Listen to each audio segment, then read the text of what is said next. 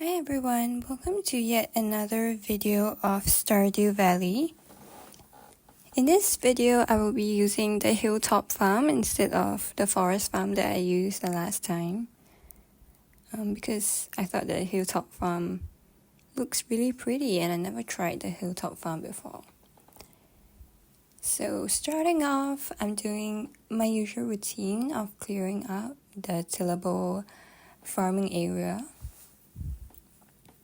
And also, I'm creating paths to the village, or I don't really know what to call the community area. I guess it's like the village. I'll call it the village. Yeah, so as you can see, I'm creating paths, and then now I'm going to get my spring onions. And this time it's amazing because there are so many spring onions, and a lot of forageables. So I know I'm gonna be rich today after selling them.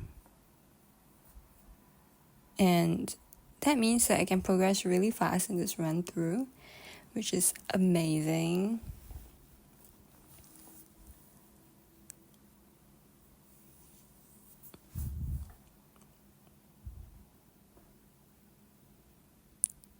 Yeah, so I'm basically going to all of the different areas that spawn forageables and collecting them before I do anything else. I haven't even planted my parsnips because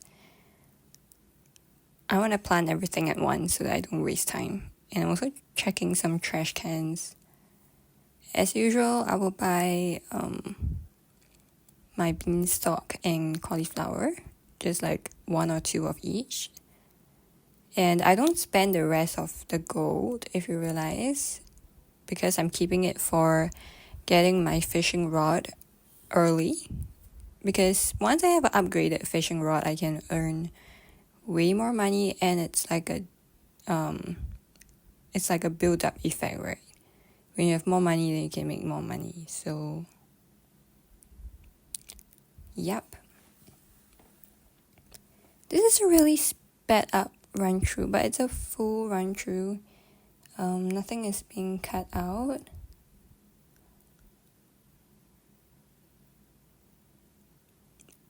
Personally, I don't really organize my farm when I'm planting seeds. But I try to leave like some space between my crops as well.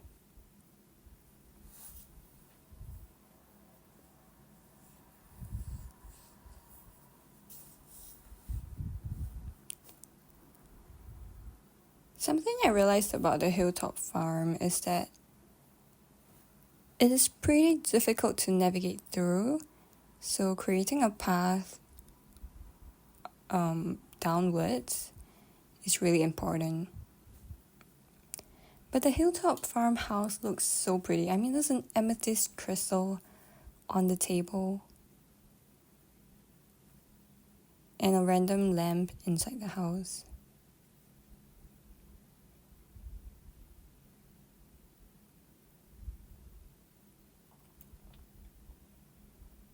And of course, I rushed to the beach, and I really wanted to get 1,800 gold by today so that I can get the fiberglass fishing rod. But after that, I actually got something pretty unexpected. So stay tuned. Somehow this run, the fishing is really difficult. Like, look at the fishes. They're like jumping all around. Usually it's not that bad, but this run, maybe because I didn't on the audio when I played. Because usually when I'm fishing, I will listen to the audio and there will be like a sound that the fishing rod makes when the fish is being caught, so I don't have to like stare at the screen. But because I didn't on the audio for this round, I have to stare at the screen and try to see the exclamation mark that comes up when the fish is caught.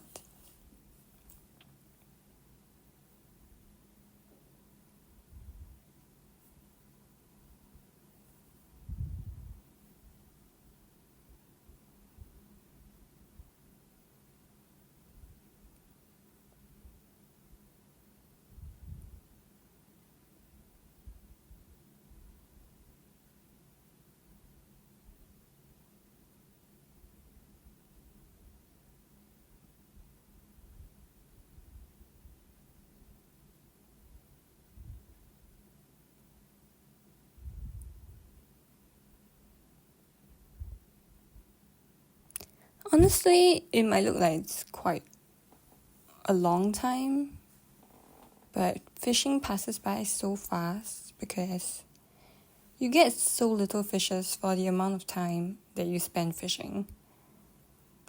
But it's necessary to boost the first few days.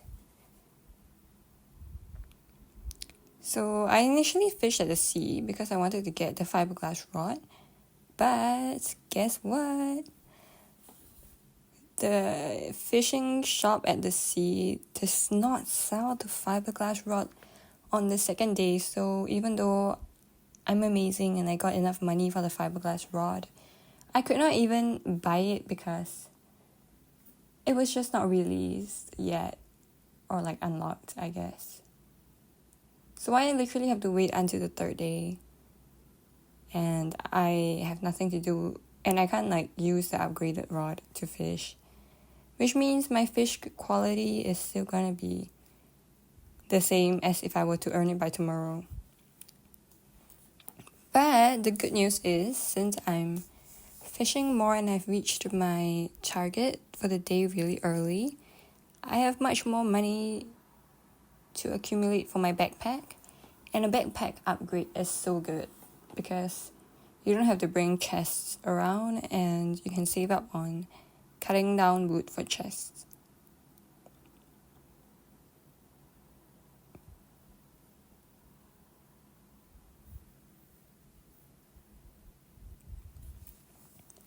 As usual, I fish until about 11 p.m.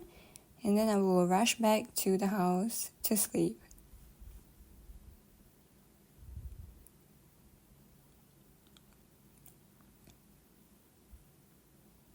The good thing about Hilltop Farm is that the house is strangely very near to the exit, so it's really much faster to rush back at night after a fishing or a mining trip.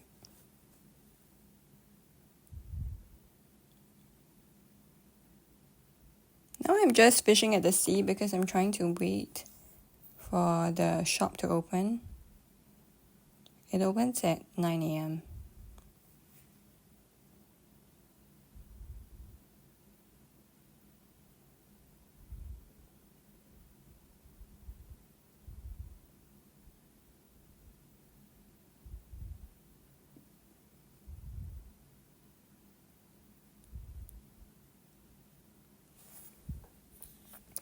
Now that I have my fiberglass rod, I'm planning to make my way to the mountain lake to fish because the mountain lake is the most profitable place to fish. Also, I went to put back my bamboo rod to make more inventory space for my fishes.